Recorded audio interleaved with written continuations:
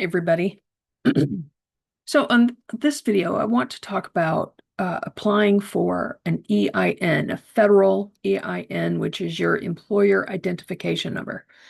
Now, there are some reasons why you may not want to do this. There are some reasons why you will have to do this. Okay. So for instance, here, there's a pop-out on this, and I'll post these links in the description. But this pop out right here tells you, do you even need an EIN? There are some reasons that you have to. Like if you start running a payroll, you will absolutely have to have an EIN number from the federal government. And so it'll go through several different scenarios and explain to you whether you should or should not apply for one.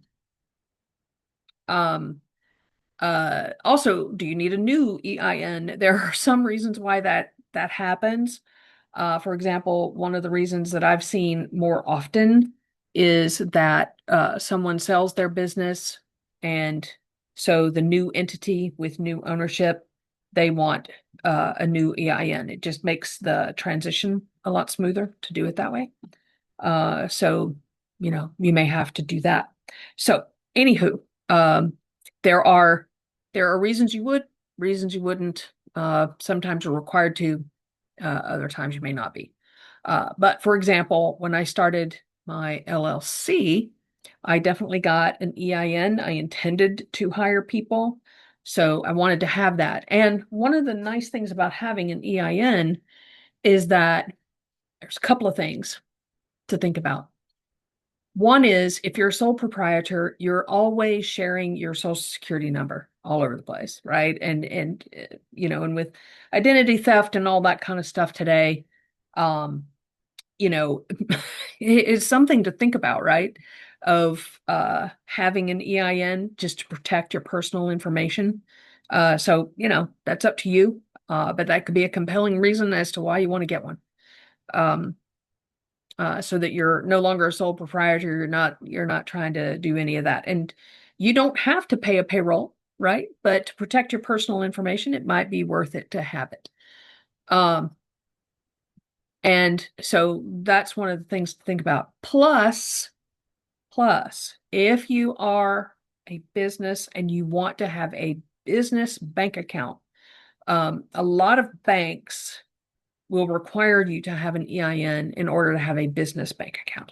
Now, it doesn't mean you can't have a bank account that's solely for your business and it's associated with your social security number, all that. And in fact, regardless, you need to have a separate bank account anyway. But like, for example, I bank with a credit union, and that credit union has personal accounts and a platform just for personal accounts. And then it has a platform for business. And this is the same for, I think Chase does it this way. I believe Bank of America does it this way. There are a lot of different banks that do it like this. Okay. So you very much may need one. Now, down towards the bottom of this page is a begin application now. So I just wanted to I'm not going to walk through this, but just to kind of show you what it looks like. So anyway, you're filling out all this information and what type of legal, entity are you? And see right here, it gives you the option of doing it as a sole proprietor. So again, to protect your social security number, it might not hurt. Okay, so you'd provide all this information at the end. It's going to tell you that your EIN will arrive in the mail. I think it even gives it to you on the screen, so you can take a screenshot of that. But you'll also get it in snail mail and all that. So far, right now, this doesn't cost anything to get this done, so you can do it that way too. There is also a PDF form you can fill out that has all this information on it. I'll also put the link to that in the description, just so you can see it. It looks like this, the form SS-4. Put that in the mail and you'll get your EIN back. And so this is a fairly straightforward process, and I've given you a couple of things to think about, but it doesn't hurt to read through the information about why would you want to get an EIN, and read through when you have to, and the options to think about, like, for instance, making sure that you're protecting personal information. And again, if you need help with something like this, my company can help do this sort of thing. You can find bookkeepers, CPAs, and various other advisors that can help with this kind of thing where you are. But we can also help with that. Okay. And again, this is important. Make sure your business name is reserved through the Secretary of State. Okay.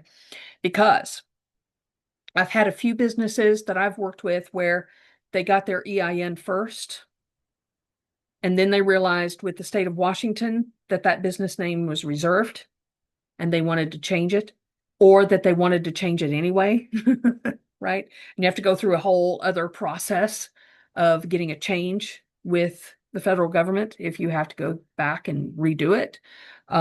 Can be done, but it just, adds time to it. So you want to make sure that you get your business name reserved before you get that EIN number. Okay. All right. Thanks so much. And I'll talk to you soon.